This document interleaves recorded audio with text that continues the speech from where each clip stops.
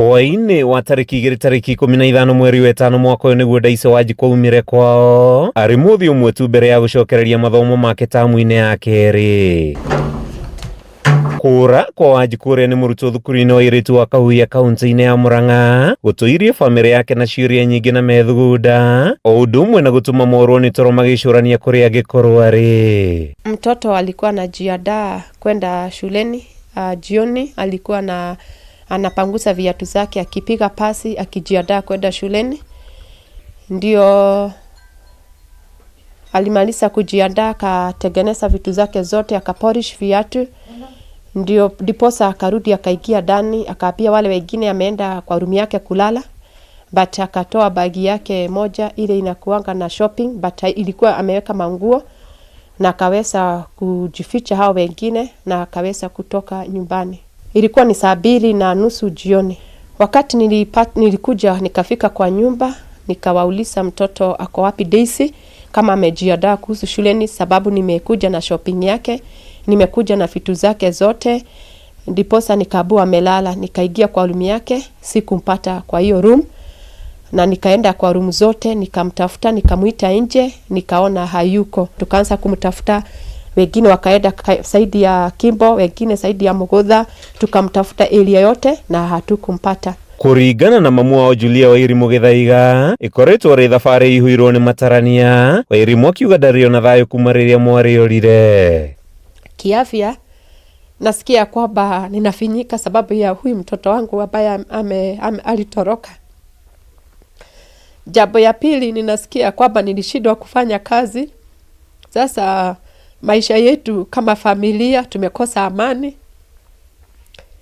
Kama familia tunashindwa vile tutafanya bila huyu mtoto. Ahithuritie ati borithi ni maikirie ngono ekwirwo atatuteithiriria hari uthuthuria thutha wake kuhura riboti, indi magicoka kurekererio borithi magitwarithio uthuthuria wao na mbere. Wakati alipata ile namba, ndiposa polisi wakapelekewa, wakaweza kufuatilia na wakapata kijana penye na shoma ako shuleni.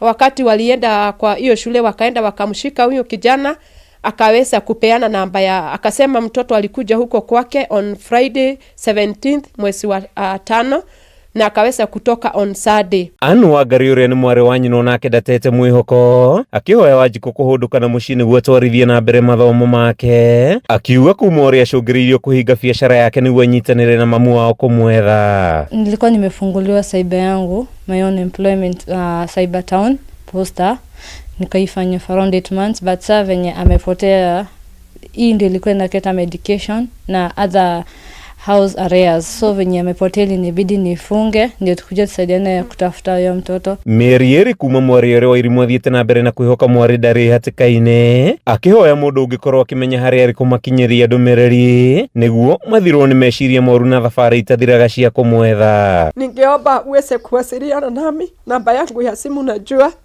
na hata namba ya baba yako nyumbani. Mtoto wangu, sisi tutakukubali tena na tutakusaidia kusimama tena. Ninaomba mtoto wangu bahari ulipo uweze kujitokeza.